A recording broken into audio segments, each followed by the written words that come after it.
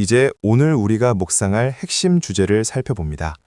요한복음 5장 1절부터 15절의 말씀을 통해 베데스다 연못으로 상징되는 경쟁의 못과 같은 삶의 현실 속에서 우리를 일으키는 생명의 말씀이 무엇인지 깊이 나누어 보겠습니다. 온유교회 묵상 영상을 통해 주님의 음성에 귀 기울여 봅시다. 우리가 직면한 현실 속에서 진정한 생명의 말씀이 필요한 곳은 바로 베데스다 연못과 같은 역설적 장소입니다. 이곳은 이름은 자비의 집, 은혜의 집이었지만 실상은 병자들이 오직 물이 움직이기를 경쟁하며 기다리는 처절한 곳이었습니다. 막연한 기대 속에서도 깊은 절망과 무기력이 공존했던 자비의 이름을 가진 역설의 현장입니다. 이곳은 은혜를 기다리는 곳이 아니라 철저한 속도의 경쟁이 펼쳐지는 장소였습니다. 물이 움직일 때 선착순으로 낳는다는 전설은 이곳을 자비가 아닌 생존을 위한 경쟁터로 만들었습니다. 이웃들은 더 이상 서로를 돕는 형제가 아니었습니다. 그저 내가 반드시 이겨야 할 적일 뿐이었습니다. 본래 창조의 질서는 관계였으나 인간의 타락은 치유의 은혜마저 쟁취의 대상으로 만들었습니다. 결국 베데스다 연못은 자비는 사라지고 오직 강자만이 살아남는 약육강식의 정글이 되어버린 이 타락한 세상의 실상을 그대로 보여주고 있는 것입니다. 그러나 그곳에서 주님이 찾아오셨습니다. 그리고 38년 된 병자를 주목하셨습니다.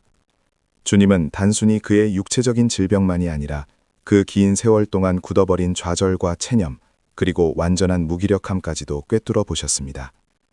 이 38년은 그에게 희망 없이 멈춰버린 시간이었습니다. 체념을 깨기 위해 주님은 그에게 가장 본질적인 갈망을 묻는 질문을 던지셨습니다. 바로 네가 낫고자 하느냐? 입니다.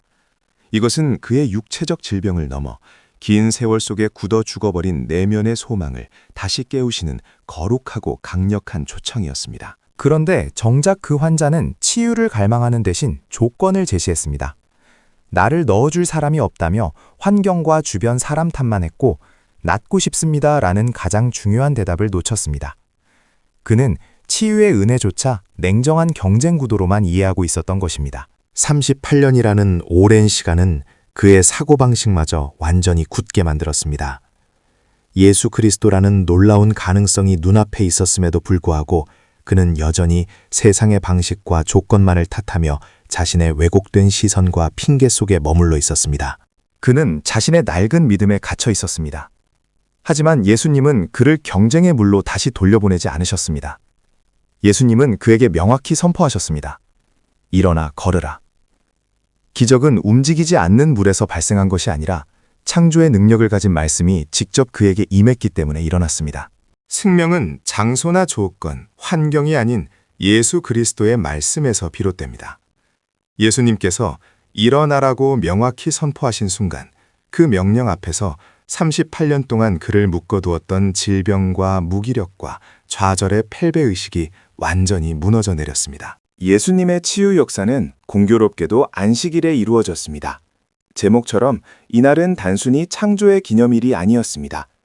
예수님은 안식의 주인으로서 죄와 질병에 묶인 이들을 풀어 참된 안식을 선사하셨습니다. 이것이야말로 생명을 향한 새 창조의 선포였던 것입니다.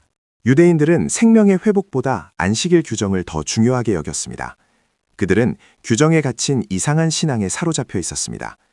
결국 하나님을 섬긴다면서도 하나님의 아들이 행하시는 치유와 자비의 일들을 거부하는 심각한 모순에 빠져 있었던 것입니다. 우리는 어떻습니까? 이런 모순에 빠져 있지는 않습니까? 하나님을 섬긴다면서도 그들 자신만을 챙겼습니다. 그렇다면 오늘날 은혜의 집이라고 불리는 우리의 베데스다는 어떤 모습일까요? 우리 교회 안에 내가 먼저라는 이기적인 경쟁심이 숨어 있지 않은지 냉철하게 점검해야 합니다. 하나님의 은혜가 머무는 곳이 경쟁의 장소로 변질되어서는 안 됩니다. 냉철한 성찰 이후 우리는 이제 주님 앞에 홀로 설 차례입니다. 무엇을 기다리고 계십니까?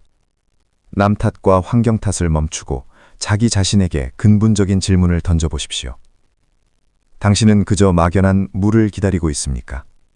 아니면 우리의 삶을 인도할 확실한 말씀을 기다리고 있습니까? 그 막연함에서 벗어나 이제 근원적인 힘을 얻을 때입니다. 일어나 걸으십시오.